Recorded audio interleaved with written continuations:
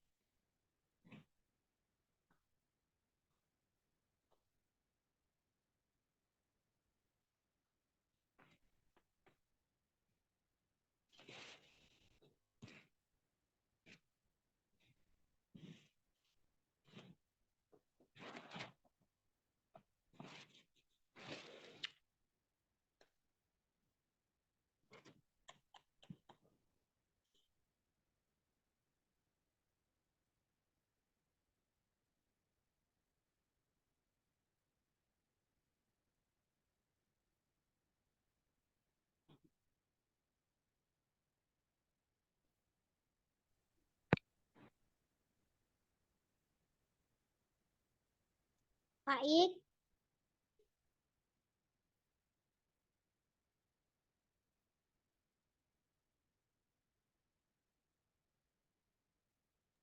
Apa?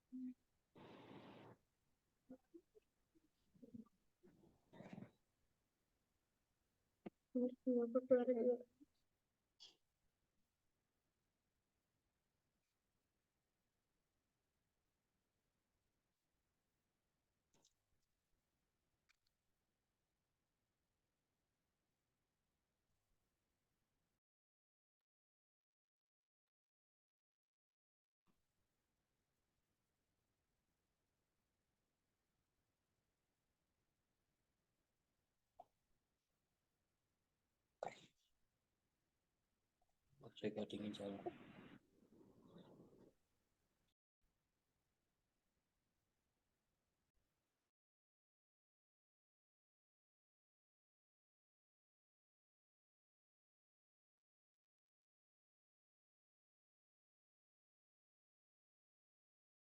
Afwan Ustadz masih ke mute. Assalamualaikum warahmatullahi wabarakatuh. Waalaikumsalam warahmatullahi wabarakatuh. Assalamualaikum warahmatullahi wa ala alihi wa sahbihi wa ala. Asyhadu an la ilaha illallah lahu la syarikalah wa asyhadu anna Muhammadan abduhu wa rasuluhu wa ba'd. Ayat talaba azanallahi wa iyyakum rahimani wa rahimakumullah jami'an. Kita akan masuk pembahasan yang sebagaimana sudah disampaikan sebelumnya atau kejadian manusia ketika dibangkitkan kelak nanti. Tapi kita tidak membahas tentang bagaimana bentuknya ya, karena akan panjang sekali. Kita hanya membahas tentang yang kita imani ya. Kita imani bahwasannya manusia benar-benar nanti akan dibangkitkan, itu poinnya. Ya, karena ini waktu yang sangat singkat. Ya, pembahasan kita ini dalam sebulan ini sangat singkat. Jadi kali ini masalah kebangkitan kita hanya membahas ya bagaimana, apakah apa sikap Ahlussunnah wal Jamaah, ya sikap kaum muslimin ya perihal tentang kebangkitan. Bagaimana yang disebutkan sebelum-sebelumnya bahwasanya manusia pasti akan dibangkitkan ya dengan tidak beralas kaki, tidak berpakaian, tidak berkhitan, kemudian dikumpulkan di padang mahsyar ya. Bagaimana sudah kita bahas juga sabda Rasulullah SAW, ya ayuhan nas innakum tuhsyarun ya ila Allah taala hufatan auratan burlan, ya wahai manusia sesungguhnya kalian akan dihimpun ya menuju Allah Subhanahu wa taala dalam keadaan kalian tidak beralas kaki ya, telanjang atau tidak berpakaian, dan juga tidak disunat. Dan sudah kita bahas juga bahwasanya manusia akan ya keringatnya akan bercucuran ketika nanti di padang mahsyar ya, ada orang yang keringatnya selutut, ada orang yang keringatnya sedengkul, ada orang yang keringatnya pinggang dan seterusnya. Bahkan ada orang yang hampir tenggelam dengan keringatnya. Yang kan kita bahas kali ini adalah apakah benar ya atau keyakinan kita Ahlussunnah menyatakan bahwasannya kita akan dibangkitkan oleh Allah Subhanahu wa taala di hari nanti yang disebut dengan hari kebangkitan atau Yaumul Ba'ts.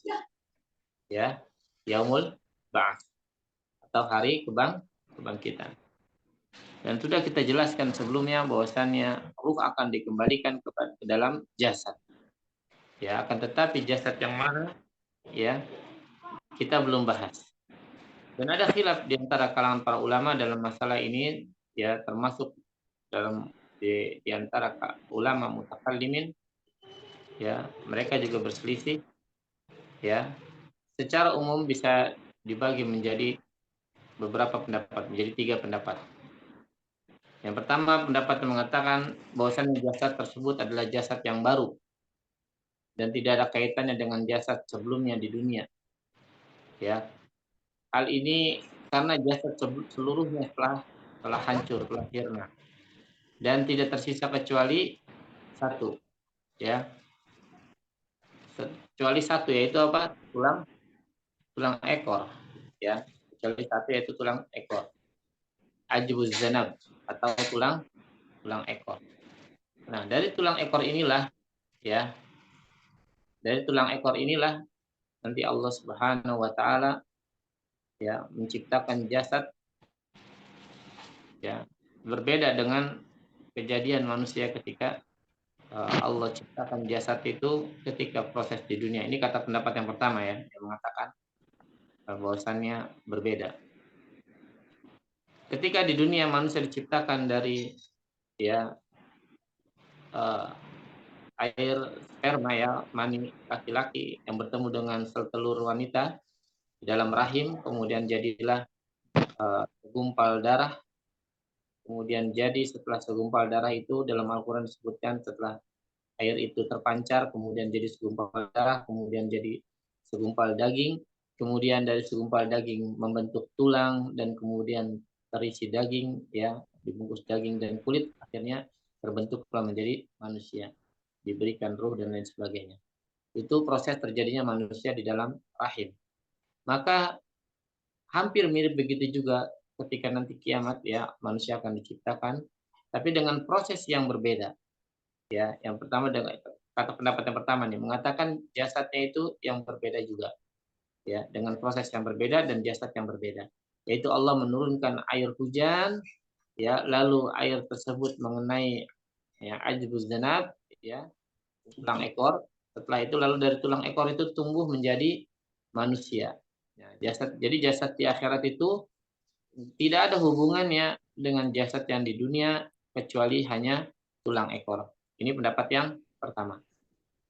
Tapi pendapat yang kedua yang mengatakan bahwasannya jasad yang dibangkitkan nanti di akhirat adalah jasad ketika di dunia.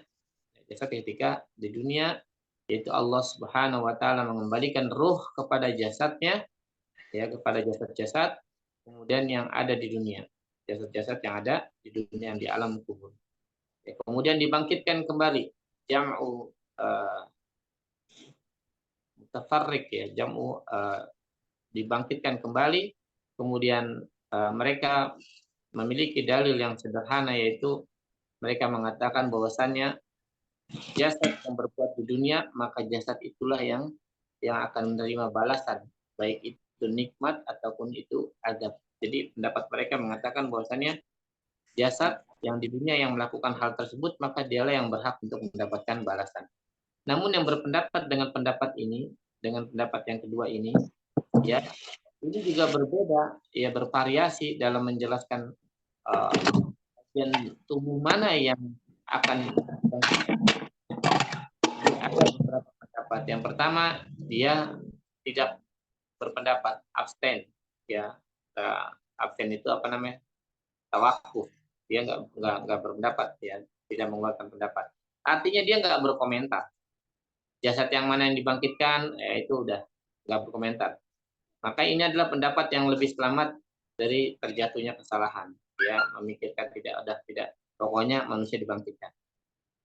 Yang kedua, yang mengatakan pendapat kedua ini, yang jasad di bumi ini, mereka mengatakan yang dibangkitkan adalah al-jawahir al-mufradah, yaitu bahwasannya setelah kematian itu, maka jasad mengalami perubahan dan kehancuran, udah tercerai-berai, hancur, dimakan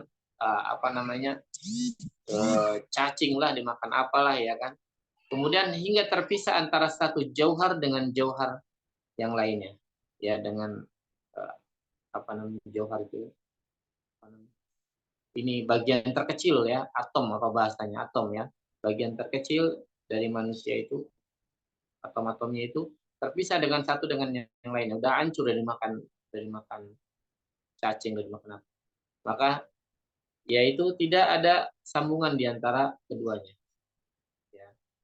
Antara yang satu, jauhar yang satu dengan jauhar yang lain, tidak ada sambungan antara keduanya, maka dikembalikan, ya, dikembalikan setelah berpisah. Dan pendapat ini dipegang terutama untuk orang-orang yang berpendapat bahwasannya seluruh manusia ini terbuat dari al-jawahir al-mufradah, atau bagian-bagian terkecil, ya, atom-atom yang tidak bisa dibagi lagi. Semua bisa dibagi sampai bagian terkecil, yang kecil-terkecil itu nggak bisa dibagi lagi, itu disebut atom.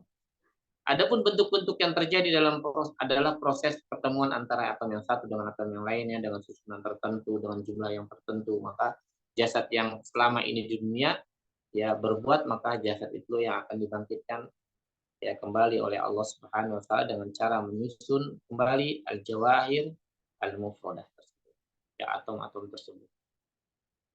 Ini kemudian pendapat yang ketiga dari pendapat yang kedua, bahwasannya yang mengatakan jasad yang dibangkitkan itu adalah jasad yang di dunia. Maka bahwasannya jasad yang dibangkitkan adalah bagian-bagian dari asal yang di tubuh, ya, al-ajza'u asliyah, jasad-jasad asal, maksudnya bagian-bagian tubuh yang utama, yaitu sifatnya yang sudah ada sejak awal umur, sejak lahir, ya, hingga akhir umurnya dia. Meskipun dia dipotong sebelum mati, ya, berbeda dengan kuku misalnya, ya, yang tidak demikian. Kemudian pendapat yang keempat tadi ini, yang jasad yang dibangkitkan di dunia sama dengan jasad yang di dunia ini, jasad yang dia bangkitkan di akhirat nanti adalah jasad yang di dunia ini. Adalah yang keempat ini berpendapat, dia mengatakan jasad yang dibangkitkan itu berasal dari sebagian jasad di dunia, kemudian Allah modifikasi, ya. Jadi ada yang mengatakan jasadnya dari al-jawahir, ada yang mengatakan abstain, ada yang mengatakan dari bagian tubuh yang asal, yang sempurna. Kemudian ini yang berasal, yang mengatakan jasad yang di dunia ini, ya, kemudian dimodifikasi. Ya, dalilnya kata mereka Allah menamakan kebangkitan dengan al-i'adah, yaitu pengembalian. Ya, dan konsekuensi dari pengembalian adalah bahwa ada sebagian yang dahulu pernah ada kemudian dikembalikan. Kemudian jika ada yang dibangkitkan adalah jasad selain jasad yang ada di dunia, kata mereka, maka hal itu tentu tidak aneh, ya, bagi kaum musyrikin. Karena mereka memang melihat bagaimana manusia tumbuh dan berkembang sedikit demi sedikit. Ya, mereka melihat manusia ada yang mati, manusia yang baru dilahirkan. Setiap waktu Allah menciptakan jasad baru selain jasad yang lain dan seterusnya. Kemudian dalil-dalil tentang jasad yang di bumi ini kemudian dikembalikan seperti firman Allah Subhanahu wa taala, dan mereka berkata kepada kulit mereka, "Mengapa kamu menjadi saksi terhadap kami?" Maka kulit mereka menjawab, Allah yang menjadikan segala sesuatu pandai berkata. Dia telah menjadikan kami pandai pula berkata. Nanti kulit maka di akhirat nanti berkata, menjadi saksi kita. Ya, dibuat apa tubuh kita? Ngeri ya. Antum jangan sampai melakukan hal-hal yang bermaksiat kepada Allah. Maka tangan antum, kaki antum, bahkan kulit ini nanti akan bersaksi di hadapan Allah. Maka kulit berkata seperti itu. Allah yang menjadikan kami pandai berbicara. Ya, dan dialah Allah yang menciptakan kalian pada kali pertama. Dan hanya kepadanya lah, hanya kepada Allah lah kalian dikembalikan. Maka Allah akan mengembalikan kita. Jadi mereka berdalil dengan ayat ini. Maka dalam ayat ini dijelaskan bahwasanya orang kafir ya berkata kepada kulit-kulit mereka, kenapa kamu jadi saksi? Maka kulit-kulit ini mereka menyaksikan apa yang mereka perbuat di dunia. Orang-orang kafir itu melakukan apa. Kulit ini menjadi saksi ketika orang-orang itu melakukan di dunia. Maka jika kulit-kulit ya adalah jasad yang baru yang berbeda dengan kulit-kulit yang maka dia nggak tahu. Yang pasti kulit-kulit itu tidak bisa bersaksi karena nggak tahu. Yang bisa bersaksi adalah kulit-kulit yang berada di dunia, yang ketika itu ada di dunia. Maka kulit-kulit inilah yang akan bersaksi kata mereka ya. Jadi kulit-kulit yang di dunia itulah, yang jasad yang di dunia itulah yang akan dikembalikan ya, yang akan bersaksi jika kulit-kulit tersebut pernah melihat, menyaksikan kita melakukan perbuatan ya baik ataupun perbuatan mulia. Kemudian juga contohnya lagi adalah dalam firman Allah dalam perkataan Nabi Ibrahim alaihissalam dalam surat Al-Baqarah yang mengatakan tentang Nabi Ibrahim alaihissalam bertanya kepada Allah Subhanahu wa taala, dan ingatlah ketika Ibrahim berkata, ya Tuhanku, perlihatkan kepadaku bagaimana engkau menghidupkan orang yang mati. Jadi Nabi Ibrahim bertanya ya, Nabi Ibrahim alaihissalam menanyakan bagaimana kebangkitan itu bisa terjadi. Allah bisa membangkitkan manusia. Bagaimana kebangkitan itu bisa terjadi? Yaitu bagaimana prosesnya menghidupkan orang yang sudah mati. Ya, karena itulah yang disebut dengan hari kebangkitan atau yaumul ba'ats. Maka Allah Subhanahu wa taala menjawab, belum yakin kamu? Dan Ibrahim menjawab, aku telah meyakinkannya. Akan tetapi agar hatiku mantap, agar hatiku tenang ya dengan imanku ini. Allah berfirman, kalau demikian ambillah 4 burung. Nabi Ibrahim suruh mengambil 4 burung. Lalu cincanglah semuanya oleh burungnya dicincang. Ya, dihancurkan burungnya, dicincang. Kemudian Allah berfirman, lalu letakkanlah di atas tiap-tiap satu bukit satu bagian dari bagian-bagian itu. Wah, banyak bukit ditaruh bagian yang cincangan ini dari 4 burung tersebut. Ya. Kemudian panggillah mereka, niscaya mereka akan datang kepadamu dengan segera, dan ketahuilah bahwa Allah Maha Perkasa lagi Maha Bijaksana. Jadi jawaban Allah dari pertanyaan Nabi Ibrahim ini adalah dengan memerintahkan Nabi Ibrahim alaihissalam untuk mengambil 4 ekor burung, lalu memerintahkan Nabi Ibrahim untuk mencincang burung-burung tersebut dan mencampur daging burung-burungnya, dicampur daging-daging udah dicincang, dicampur daging-daging tersebut, kemudian lalu daging-daging tersebut disebar di gunung-gunung yang berjauhan. Kemudian Nabi Ibrahim diperintahkan untuk memanggil burung-burung tersebut, maka burung-burung tersebut akan datang dalam keadaan hidup kembali. Ini perumpamaan yang Allah buat ketika di zaman Nabi Ibrahim. Ya.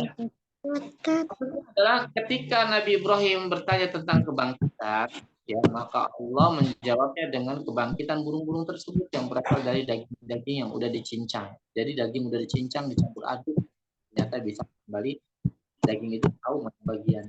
Ini menunjukkan bahwasannya burung tersebut bangkit dari jasad yang sebelumnya.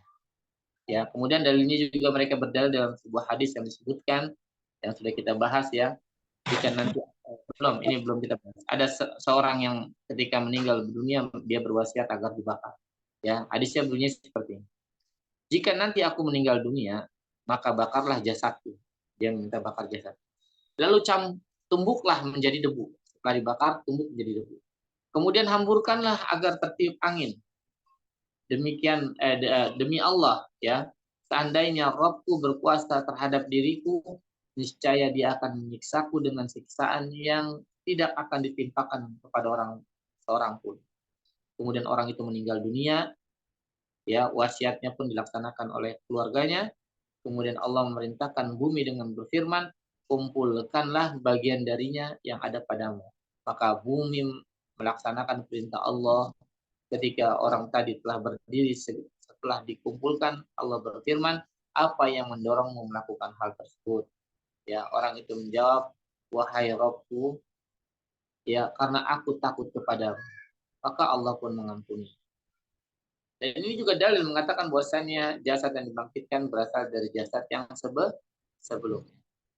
Kemudian yang keempat, walaupun jasad yang dibangkitkan berasal dari sebagian jasad yang di dunia, namun ada modifikasi dan hasilnya juga berbeda.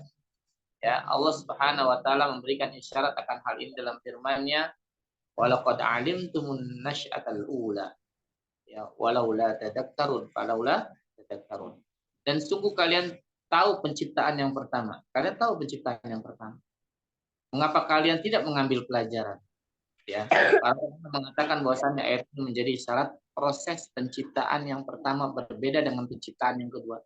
Ketika Allah menciptakan jasad yang di dunia ini dengan jasad yang di atas, maka penciptaan ini ya penciptaan yang berbeda.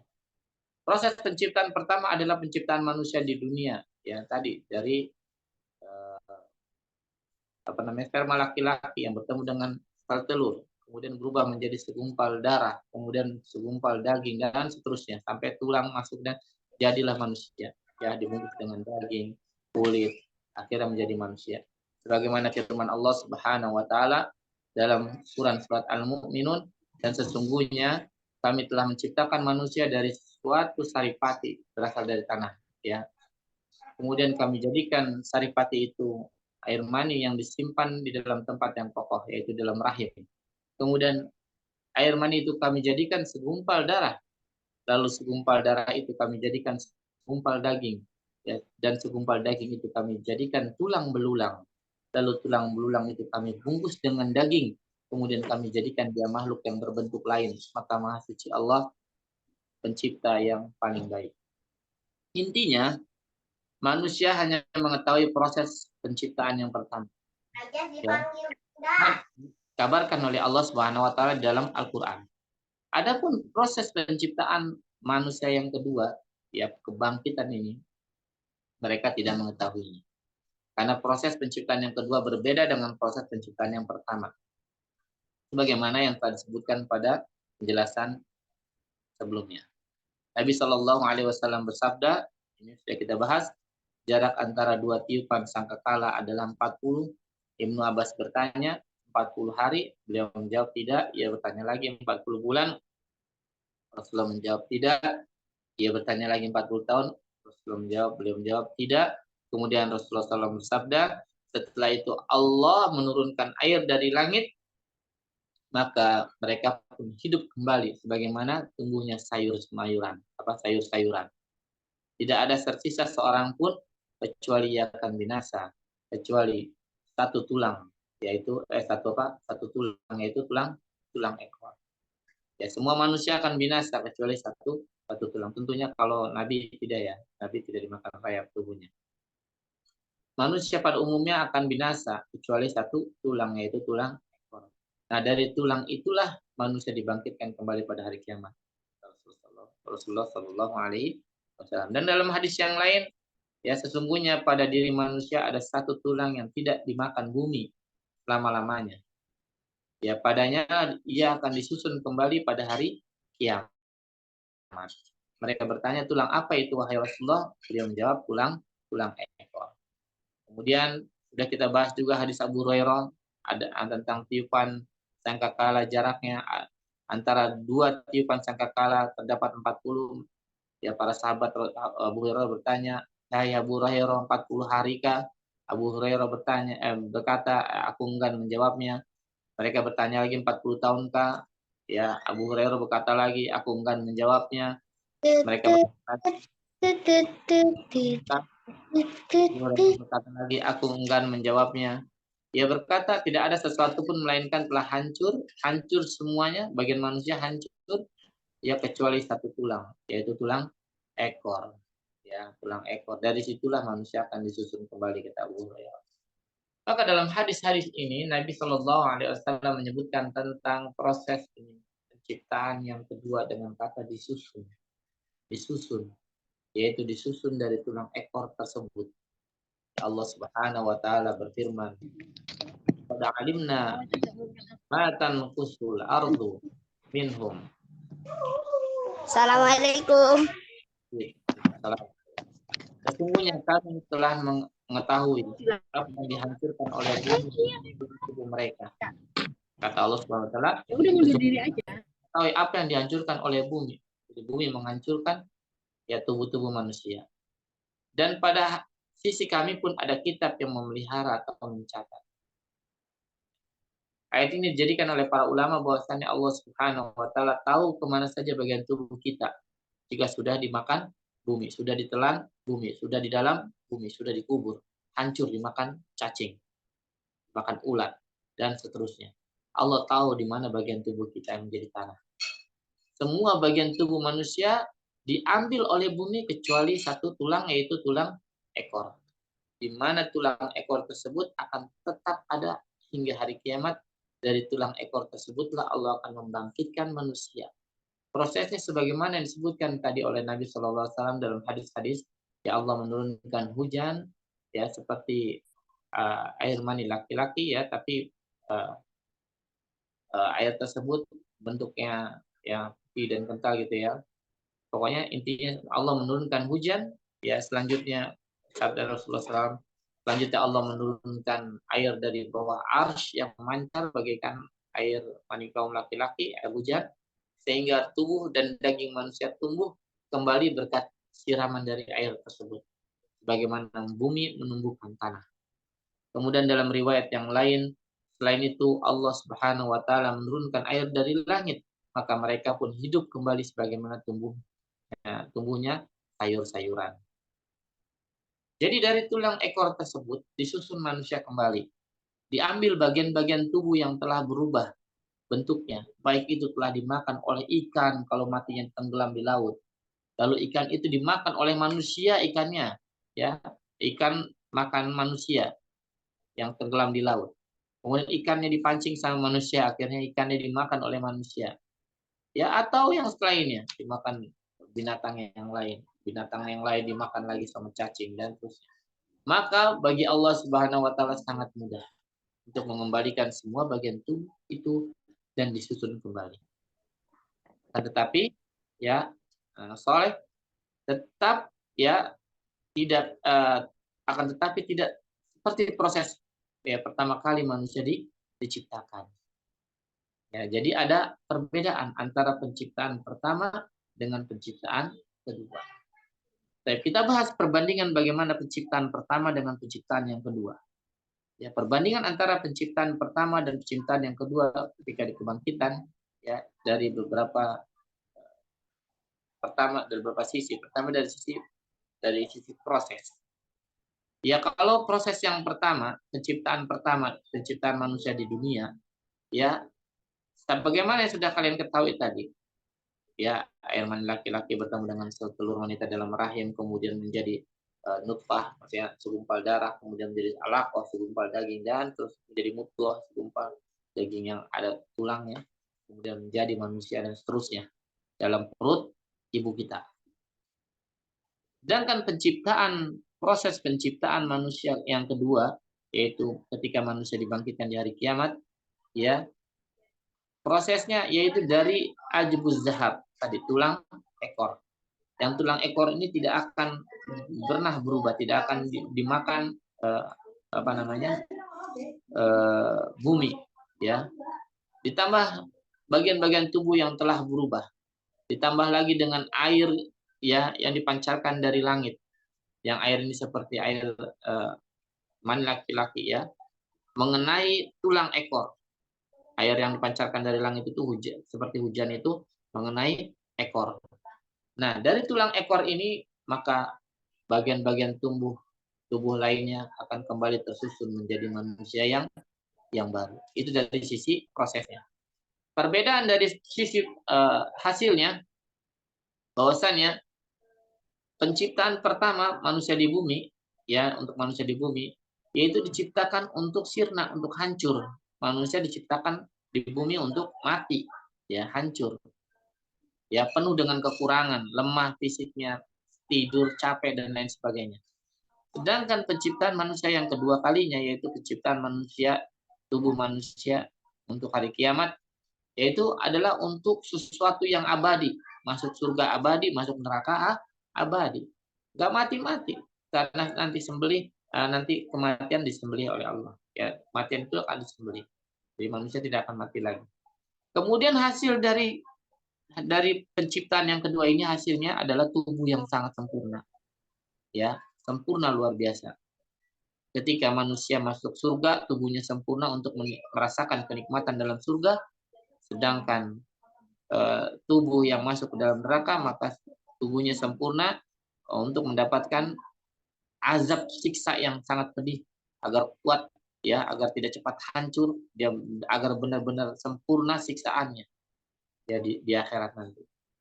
Tidak cepat rusak, tidak cepat hancur, tidak meninggal dunia. Karena kalau tubuh yang disiksa di tubuh di dunia, maka tidak akan kuat menahan siksaan apa yang ada di akhirat. Ya, digambarkan, ya, di sini bahwasannya penghuni surga nanti akan tubuhnya itu akan tinggi seperti tubuhnya Nabi Adam alaihissalam ketika dibangkitkan. Ya, berwajah yang tampan bagi laki-laki kalau masuk surga, ya. Kemudian berwajah cantik bagi perempuan, ya, yang masuk surga. Kemudian dia tidak akan pernah lelah, tidak capek, ya, tidak ngantuk, dan seterusnya. Sedangkan penghuni neraka tubuhnya akan sangat besar, ya. Agar apa tadi sampaikan Ustaz? Agar mereka bisa merasakan azabnya Allah, sempurna merasakan azabnya Allah. Bisa melihat malaikat dan iblis, ya, atau jin, tubuhnya sangat kuat atau tahan banting lah bahasanya. Ya, agar ketika dibakar, dipotong, disiksa, mereka tidak mati. Ya. Dan seterusnya sampai, ya, disiksa terus-menerus sampai seterusnya. Jadi kalau kita bandingkan antara penciptaan makhluk yang pertama, manusia yang pertama, jasadnya, dengan penciptaan jasad yang kedua, yaitu ketika kebangkitan, maka akan berbeda. Yang jelas bahwasannya proses kebangkitan yang kedua, ya, dari apa? Tulang ekor. Ajbuz zahad, ajbu zanab. Ya, tulang ekor. Dari bagian tubuh yang, ya, dari tulang ekor, kemudian dengan bagian tubuh yang telah dirubah tubuhnya menjadi tubuh yang sempurna. Adapun bagaimana prosesnya, maka Allah a'lam bishawab, ya, kita tidak tahu bagaimana cara Allah untuk membuat seperti itu, ya. Apakah dari seluruh bagian tubuh yang telah berubah atau dari sebagiannya, ini semua urusan Allah, kita tidak perlu campur aduk dalam masalah ini. Yang penting kita imani bahwasan yang hari kebangkitan itu ada, dan manusia akan dibangkitkan nanti, dia di hari akhirat dengan tubuh yang baru, tubuh yang kuat, yang sempurna, ya, yang berasal dari ajzbuz zanab, dari tulang ekor. Baik, sekarang kita akan bahas, ya. Kita tinggalkan orang-orang yang tidak membahas tentang yang menolak tentang apa? Kebangkitan, hari kebangkitan. Banyak di antara manusia yang menolak hari kebangkitan. Sedangkan kita kaum muslimin, ya, kita mengimani hari kebangkitan, nanti ada surga, ada neraka, dan seterusnya, ya. Maka ini adalah pembahasan yang berbeda, nanti akan suatu saat akan kita bahas. Adapun nanti ketika dibangkitkan, ada pelaku kemaksiatan ini dibangkitkan seperti ini, kemudian ada yang bangkit yang berjalan dengan wajahnya, ada yang berjalan sempoyongan seperti orang mabuk, ada yang mulutnya sampai perutnya dan lain sebagainya. Ini kita tidak akan bahas karena memang waktu yang tidak memungkinkan kita untuk membahas. Intinya yang kita tekankan di sini adalah manusia nanti akan dibangkitkan oleh Allah Subhanahu wa taala dan akan dikumpulkan di padang mahsyar. Ya. Kemudian setelah manusia dibangkitkan di padang mahsyar, ya, matahari akan didekatkan kepada mereka. Ya. Kemudian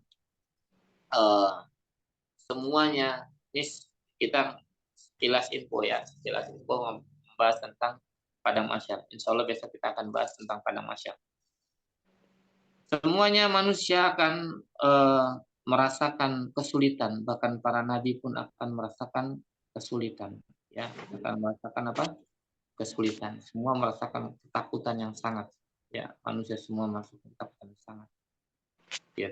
Kemudian para manusia akan ditutupi dengan keringatnya, ada yang keringatnya semata kaki, ada yang sampai ke lututnya, ada yang sampai ke pinggangnya, ada yang sampai ke pundaknya, bahkan ada yang sampai ke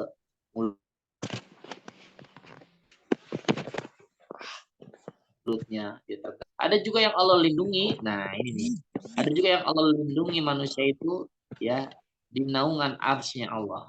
Jadi nanti ada naungan arsy-Nya Allah. Dia akan terlindung, tidak terkena panas matahari. Maka tidak keringatnya tidak tenggelam dengan keringatnya. Dan ini juga dalam riwayat yang lain menjadi keutamaannya para muadzin. Bahwasanya muadzin itu Allah panjangkan lehernya mereka di padang mahsyar, itu Allah panjangkan lehernya. Ketika dibangkitkan dipanjangkan lehernya. Ini adalah keutamaan, bukan keburukan, ya, keutamaan para muadzin. Ketika kalau seandainya panas tenggelam dengan keringatnya, diantaranya itu hikmahnya. Nah, ada beberapa golongan yang Allah naungi mereka di hari kiamat nanti. Ya, insya Allah nanti kita akan bahas ini secara panjang lebar. Mudah-mudahan kalau Allah mengizinkan besok. Kalau tidak, maka kita akan melanjutkan tentang hisab. Baik. Sab'atun, ya, yuzilluhumullahu fiddil, ya, yuzilluhumullahu fiddil. Yauma la dillun lauma la dilla illa dillu. Ada 7 golongan manusia, ada 7 apa? Golongan manusia yang akan Allah naungi, ya, pada hari kiamat, ya. 7 golongan yang Allah akan naungi, ya, yang tidak ada naungan pada hari tersebut, ya, kecuali naungan Allah Subhanahu wa taala. Manhum, siapa mereka? Rasulullah SAW menjelaskan, ya, al-imamul adil, imam yang adil. Jadi pemimpin yang adil, imam yang adil, bapak yang adil, pemimpin negara yang adil, pemimpin pemerintahan yang adil, pemimpin sekolahan yang adil, dan tentunya intinya adalah pemimpin yang adil. Ya. Kemudian yang kedua adalah wasyabun nasya bi'ibadatillah. Kemudian yang kedua adalah laki-laki, seorang pemuda, bukan laki-laki, seorang pemuda, ya, yang tumbuh dalam beribadah kepada Allah. Artinya dia seorang pemuda yang senantiasa beribadah kepada Allah. Yang ketiga yang mendapatkan naungan arsy Allah adalah warajulun, ya, qalbuhu muallaqun bil masajid. Yang qalbuhu muallaqun bil masajid. Ya, seorang laki-laki yang qalbuhu, hatinya itu muallaqun, terikat, hatinya itu terikat, senantiasa terpaut dengan masjid.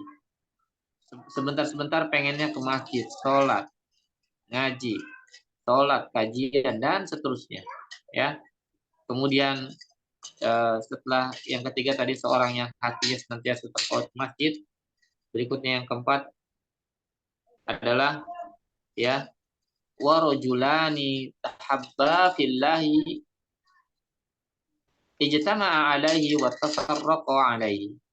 2 orang, ya, yang saling mencintai karena Allah, bertemu karena Allah, dan berpisah pun karena Allah. Ya, mereka saling mencintai karena Allah. Kemudian mereka pun bertemu karena Allah dan berpisah pun karena karena Allah. Kemudian yang kelima adalah ya warajulun da'athu imra'atun datu husnin wa jamalin faqala inni akhafullah. Kemudian yang kelima adalah warajulun, laki-laki, da'athu imra'atun, ya, yang diajak oleh seorang perempuan, datu husnin, yang perempuan ini ya seorang perempuan yang memiliki kedudukan, wajamalin, dan memiliki kecantikan. Ya, dia penguasa, punya kedudukan, dan dia punya wajah yang cantik. Diajak berzina. Tapi apa kata laki-laki itu? Faqala, dia berkata, inni akhafullah, aku takut sama Allah. Ya, aku tidak berani, sungguhnya aku takut sama Allah. Kemudian yang keenam, ya, warajulun tasaddaqa bisadaqat, dan seorang yang bersedekah, ya, fa'akhfaha hatta la ta'lama bishimaluhu ma tunfiqu biyaminuhu, hatta ma tunfiqu yaminuhu. Ya, seorang laki-laki yang bersedekah, kemudian dengan satu sedekah lalu dia menyembunyikannya, dia takut, ya, dia menyembunyikannya hingga apa? Hingga tangan kirinya saja tidak mengetahui apa yang diinfakkan oleh tangan kanannya. Jadi seorang yang bersedekah yang dia sembunyikan hingga tangan kirinya tidak mengetahui apa yang disedekahkan atau yang diinfakkan oleh tangan kanannya. Dan yang ketujuh, yang terakhir adalah ya warajulun dzakarallah qaliyan fafadat ainahu, ya, dan seorang laki-laki yang dia senantiasa berzikir kepada Allah Subhanahu wa taala dalam keadaan sendiri, dalam keadaan sepi.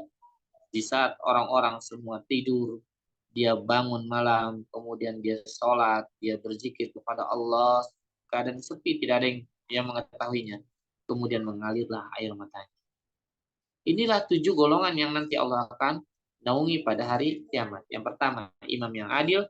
Yang kedua, seorang pemuda yang tumbuh dalam beribadah kepada Allah. Yang ketiga, seorang yang hatinya senantiasa terpaut dengan masjid. Yang keempat, dua orang yang saling mencintai karena Allah, bertemu karena Allah, dan berpisah karena Allah. Yang kelima, seorang laki-laki yang diajak berzina oleh seorang perempuan yang memiliki kekuasaan, kekayaan, kecantikan, tapi dia berkata, sungguhnya aku takut sama Allah. Dia nggak berani, aku takut sama Allah. Yang keenam, yaitu orang yang bersedekah dengan tangan kanannya, yang kemudian menyembunyikannya, sehingga tangan kirinya tidak tahu apa yang diinfakkan oleh tangan kanannya. Dan yang terakhir, yang ketujuh adalah seorang yang senantiasa berzikir kepada Allah di saat sendirian, di saat hening, di saat tidak ada orang yang mengetahuinya, ya, kemudian mengalirlah air matanya. Artinya dia menangis, benar-benar menangis, bukan dibuat-buat. Bukan dia berzikir di tengah orang banyak, kemudian dia menangis biar dilihat sama orang lain. Bukan. Inilah orang-orang yang nanti mendapatkan naungan pada hari kiamat, ya, di padang mahsyar. Insyaallah taala, ya, kita akan bahas lagi di pertemuan berikutnya. Mudah-mudahan kita bisa membahas tentang padang mahsyar walaupun sedikit seperti ini. Ya, intinya kaum muslimin Ahlussunnah wal Jamaah kita mengimani hari kebangkitan. Nanti entah yang berbuat dosa seperti ini dibangkitkan seperti ini, yang makan uang riba dibangkitkan seperti ini, yang mabuk-mabukan banget, kita tidak bahas karena waktu yang tidak memungkinkan. Kita hanya membahas poin yang terpenting, yaitu kita membahas bahwasannya kita beriman dengan hari kebangkitan, dengan beriman dengan padang mahsyar yang manusia dibangkitkan, kemudian dikumpulkan di padang mahsyar, digiring di padang mahsyar dengan api, ya. Kemudian setelah dikumpulkan di padang mahsyar, yaitu di Syam, negeri Syam, kemudian matahari didekatkan sejarak 1 mil, kemudian bercucuranlah keringat-keringat manusia, ada yang keringatnya sebatas mata kakinya, ada yang selututnya, ada yang sepinggangnya, ada yang sepundaknya, bahkan ada yang tenggelam mulutnya, ya. Dan ada yang Allah selamatkan, Allah yang lindungi mereka dari sinar matahari yang berada di naungan, ya, naungan arsy-Nya Allah, ya, dilindungi oleh naungan arsy-Nya Allah, yang tidak ada lindungan, tidak ada naungan kecuali hanya lindungan arsy Allah saja. Dan mereka ya tidak terkena kesulitan seperti yang lainnya. Siapa saja mereka tadi sudah kita sebutkan, ada 7 orang. Wallahu a'lam bishawab. Mungkin ini saja yang kita sampaikan. Kurang dan lebihnya mohon dibukakan pintu maaf yang sebesar-besarnya. Billahi taufiq wal hidayah. Sekarang kita kembalikan ke Ustaz Adit. Barangkali ada yang ingin bertanya. Wassalamualaikum warahmatullahi wabarakatuh. Tafadhol. Baik, tafadhol, yang ingin ditanyakan anak soali ke Abu Asma, tafadhol. Barakallahu fikum. Jadi pas di padang mahsyar kita kebakar nggak, Ustaz? Sebagaimana tadi yang sudah disampaikan, bagaimana tubuh manusia ketika dibangkitkan di kebangkitan yang kedua? Bagaimana? Zaran? Gimana, tahu? Zaran? Nggak tahu. Ini Zaran apa Napisah? Apa kakak Azura? Bagaimana tadi yang sudah Ustaz jelaskan? Hah?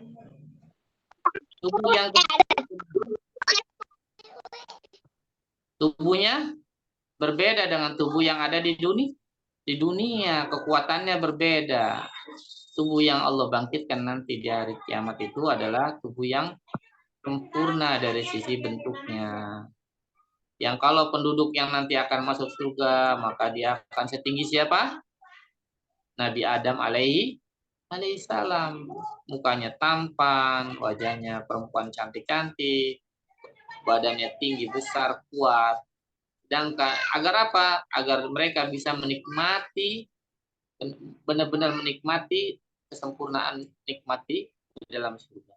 Sedangkan orang yang Allah nanti takdirkan akan masuk ke dalam neraka, maka Allah berikan tubuh yang besar, yang kuat, ya, agar apa? Agar mereka sempurna siksanya nanti di dunia, di neraka, agar tidak cepat hancur, tidak cepat gosong, tidak cepat mati. Dan mahsyar, dahsyatnya mahsyar dibandingkan dengan dahsyatnya neraka, ya masih dahsyat neraka tentunya. Ya, kalau di padang mahsyar, ya matahari baru didekatkan, ya sejauh 1 mil kata para ulama. Ya, sedangkan nanti di neraka matahari, bulan dimasukkan ke dalam jahanam sebagai hinaan orang-orang yang menyembah bulan, menyembah bintang, menyembah matahari. Oh, Tuhan mereka juga di dalam neraka, dan menjadi manusia itu menjadi bahan bakarnya. Bahan bakar api neraka. Sama manusia dan jin dan batu-batuan itu menjadi bahan bakar neraka. Jadi mereka menjadi bahan bakar neraka saja tidak hancur tubuhnya, tidak hancur. Ya tidak cepat hancur, tidak cepat tidak mati. Bagaimana dengan di mahsyar? Di mahsyar ya panas, keluar keringat saja ya, seperti itu tadi. Tapi sesuatu yang jelas sangat menakutkan, mengerikan, sehingga semua manusia tidak peduli dengan yang lainnya. Mereka hanya mempedulikan dirinya sendiri, nggak peduli lagi ngeliatin aib tubuh-tubuh orang yang satu mukanya kayak begini, yang satu mukanya kayak begini, badannya kayak begini, enggak. Semuanya sudah memikirkan dirinya sendiri. Maka mereka akan sibuk. Nanti diceritakan insya Allah besok manusia mendatangi Nabi Ibrahim. Nabi Ibrahim tidak bisa mendatangi Musa, dan seterusnya sampai Nabi Muhammad. Kemudian Nabi Muhammad sujud di bawah arsy Allah. Kemudian berdoa dengan doa yang tidak pernah diucapkan sebelumnya. Kemudian Nabi Muhammad akhirnya itu yang disebutkan di Syafatul Uzma. Nanti kita bahas insya Allah kalau memang besok kita membahas padang mahsyar. Ya, jadi intinya manusia hanya peringatan saja, tapi sangat dahsyat ya. Perkara itu sangat mengerikan ya di padang mahsyar itu, sehingga manusia sibuk dengan dirinya sendiri, tidak memikirkan orang lain. Bagaimana hadis yang kita jelaskan, hadis tentang manusia yang tidak berkhitan, tidak memakai alas kaki, tidak memakai pakaian juga ya. Apakah mereka akan saling melihat aurat masing-masing? Tidak. Allah alam bishawab. Ada lagi? Ustaz. Ya, Nggak ada, Ustaz. enggak ada. Ana Ustadz katanya tadi siapa itu? Ana Ustadz. Siapa? Silakan.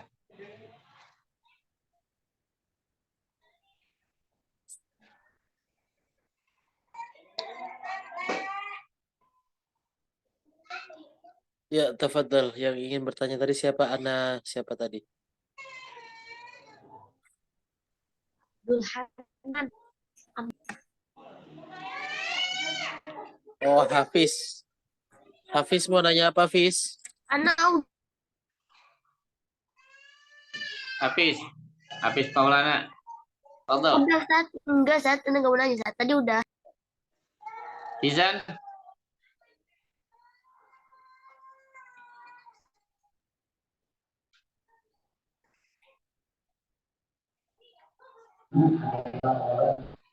Ya, Cukup, jelas. Ada yang tidak ada yang tanya lagi?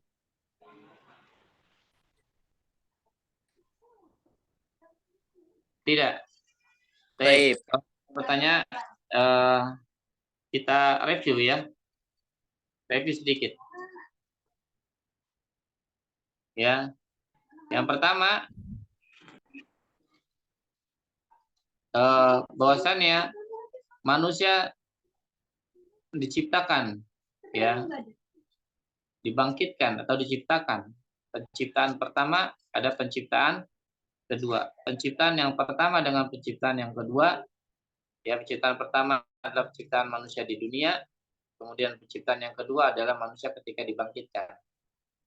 Apakah penciptaan pertama dan penciptaan yang kedua itu sama atau berbeda? Jika berbeda, sebutkan dari dua sisi, yaitu sisi prosesnya dan yang kedua sisi kesempurnaannya, bentuknya. Ada yang bisa jawab? Farhan. Ustaz, tadi kedua dari sisi apanya, Ustaz? Dari sisi prosesnya, yang kedua dari sisi kekuatannya atau kesempurnaannya. Dari sisi bentuknya lah ya. Sisi bentuknya. Diciptakan untuk apa kalau di dunia? Kalau yang kedua diciptakannya untuk sampai kapan? Farhan. Kalau di dunia diciptakannya hanya sampai meninggal. Rashid. Ya, Rashid. Sama apa beda dulu? Hah? Beda. Beda. Beda. Perbedaannya di mana? Dari sisi proses. Dari sisi prosesnya, Penciptaan bagaimana? penciptanya kalau di dunia itu Bagaimana udah. tadi ayat Al-Quran tadi? Ayat Al-Quran. Ya, bahasa juga ada ya. Bagaimana? Allah ciptakan dari setetes Air mani. air. Mani yang bertemu dengan sel telur atau ovum di dalam rahim, kemudian menjadi apa? Nutfah, segumpal darah. Dari segumpal darah menjadi segumpal daging. Kemudian ditumbuhkan apa? Tulang. Tulang belulang. Kemudian tulang belulang terus menjadi seperti manusia. Itu dari sisi proses penciptaan pertama. Penciptaan manusia di dunia. Kalau penciptaan manusia yang kedua, yaitu hari kebangkitan, Berasal dari seluruh anggota tubuhnya itu dikumpulkan. Apa sih? Dari apa yang kecil itu? Dari tulang ekor. Tulang ekor, kemudian diberikan apa? Tubuh baru. Enggak, dari langit. Allah menurunkan apa? Oh iya, hujan mani. Hujan, ya. Allah menurunkan air hujan, kemudian dari tulang itu kena air hujan, kemudian tumbuhlah dari tulang ekor itu menjadi bagian tubuh yang baru, ya. Baik. Itu dari prosesnya. Sekarang dari bentuknya. Dari kekuatannya, dari bentuknya. Kalau penciptaan pertama, bagaimana diciptakan untuk apa? Untuk apa?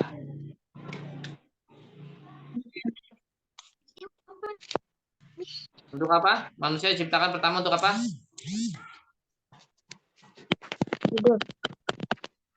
Mati. Mati. Penciptaan manusia pertama itu diciptakan untuk sirna, untuk hancur tubuhnya. Gak ada manusia kecuali ya para nabi jasadnya utuh ya. Dan manusia yang lainnya jasadnya mati dimakan cacing, dimakan ikan, dimakan lele. Ya. Dan penciptaan kedua diciptakan untuk apa? Selamanya. Lamanya, keabadian ya. Kemudian penciptaan pertama ya diciptakan untuk sementara ya, untuk apa namanya, dengan tubuh yang tidak sempurna. Sedangkan penciptaan kedua dengan tubuh yang sempurna. Ya, contohnya penciptaan yang sempurna tadi. Manusia diciptakan ketika untuk yang masuk dalam surga tubuhnya seperti siapa? Nabi Adam. Ya, itu adalah perbedaan antara penciptaan manusia pertama di dunia dan penciptaan yang kedua, penciptaan manusia nanti ketika dibangkitkan. Itu pertanyaan pertama. Pertanyaan berikutnya. Ya. Manusia akan dikumpulkan nanti di mana? Padang mahsyar.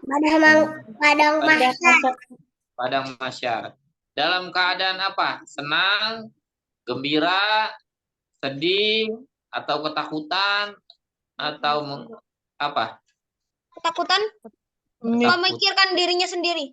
Ya, ketakutan sampai hanya memikirkan dirinya sendiri, tidak memikirkan orang lain. Kemudian keadaannya seperti apa? Secara sekilas. Matahari jarak 1 mil dari kepalanya. Kemudian manusia keringatnya apa? Dengan sebab itu manusia keringatnya apa? Bercucuran. Ada yang keringatnya sampai mana? Mata kaki. Sampai mana? Tutupnya. Kemudian ada yang sampai mana? Pinggang. Pinggangnya. Ada yang sampai mana? Ada yang sampai mulut. Kemudian ada yang sampai mana? Mulut. Tapi ada nggak yang selamat? Ada. Ada yang selamat, diantaranya mereka adalah yang mendapatkan naungan dari naungannya, yang mendapatkan naungan yang tidak ada naungan kecuali naungannya siapa? Arsy Allah. Kecuali naungannya Allah, yaitu mereka mendapatkan naungan arsy Allah. Ya, 7 golongan yang akan berada di bawah naungan arsy Allah. Siapa aja? Iya. 7 golongan. Apa ya? Imam yang adil. Ya, pemimpin yang adil atau imam yang adil. Yang kedua? Yang kedua itu orang yang pemuda hatinya yang terikat ke dalam belum. Pemuda yang tumbuh untuk beribadah. Ibadah kepada Allah. Pemuda yang senantiasa tumbuh untuk beribadah kepada. Jadi masa mudanya dihabiskan untuk beribadah. Ya, masa mudanya orang kan kalau biasanya kalau anak muda itu sering mengamburkan uang, sering dan lain sebagainya ya. Sering tidak memikirkan akhirat. Tapi ini pemuda ini justru malah senantiasa beribadah. Yang kedua, yang ketiga sekarang orang yang hatinya terikat ke masjid. Yang keempat, orang yang saling mencintai karena Allah.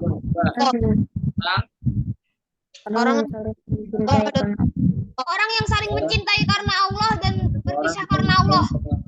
Ya, bertemu karena Allah dan berpisah pun karena Allah. Ya. Yang keempat, yang kelima, Laki-laki yang laki-laki yang tidak berzina, tapi dia mengatakan apa? Takut Allah. Takut sama Allah. Yang keenam, orang yang menginfak Dengan orang yang tangan kanan. berinfak dengan diam-diam Tangan kanan. menggunakan Ya, tangan kanannya sehingga berinfak tangan kiri dengan- mengetahui ya, apa orang yang apa menyembunyikannya sehingga tangan kanannya berinfak, tangan kirinya tidak tahu apa yang terakhir.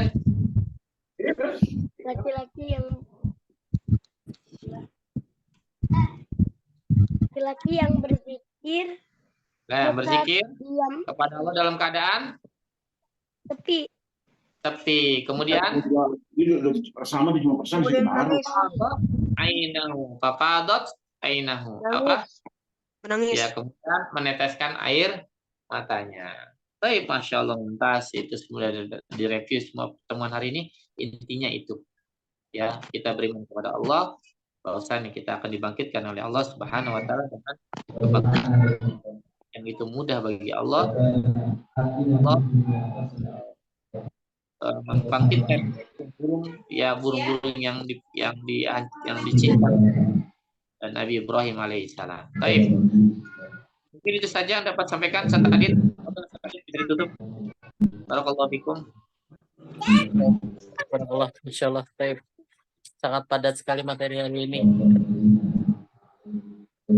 Baik, dari mana manusia nanti dibangkitkan ketika dari kemudian bagaimana kejadian nanti manusia dikumpulkan di padang mahsyar dan lain-lain. Masya Allah, nanti insya Allah akan berlanjut di besok. Berarti lanjut apa gimana, Sat?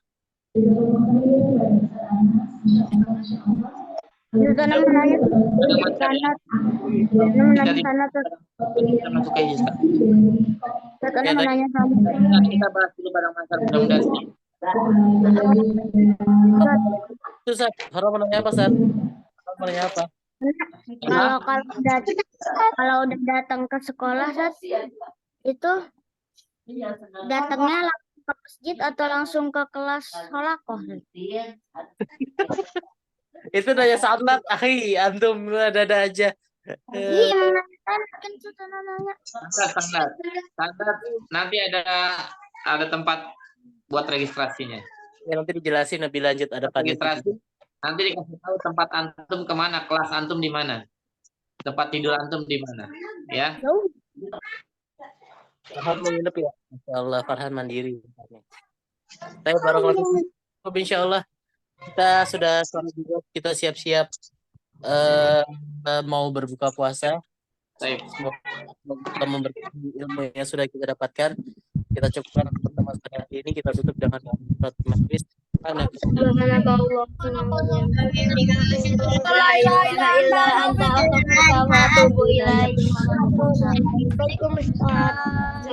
Ustaz. Assalamualaikum Ustaz. Waalaikumsalam.